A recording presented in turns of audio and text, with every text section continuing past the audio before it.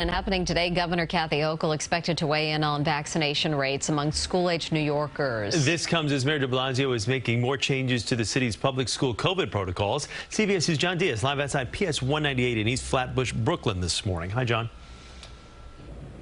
Good morning to both of you. Well, some teachers telling us that these new rules are a bit too reactionary and will not keep these students safe. And some parents telling us that it's actually hard for them to already check in on the existing ones.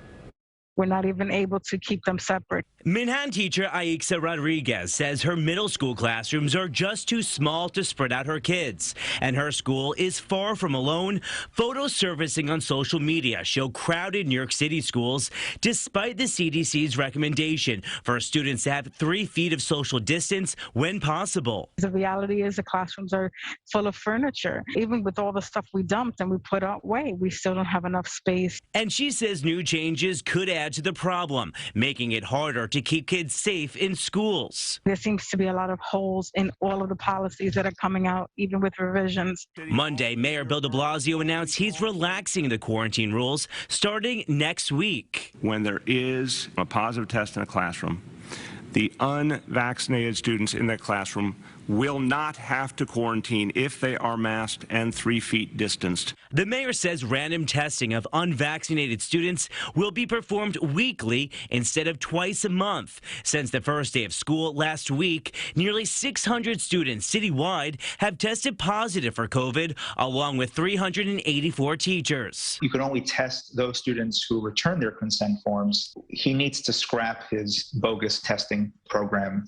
and require testing in schools. Some parents say it's nearly impossible to check for themselves if the already existing rules are working. They seem okay, but it's a little difficult too because we're not allowed in the schools, so to be able to see what's going on firsthand. This comes as Pfizer announced yesterday its vaccine is safe at lower doses for children ages 5 to 11. More than 2,200 children in the trial developed a strong antibody response.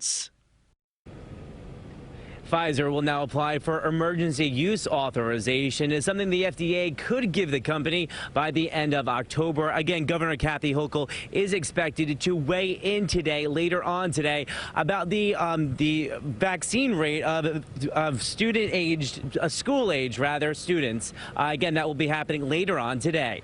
We're live this morning from East Flatbush, Brooklyn. John Diaz, CBS 2 News. John, thank you.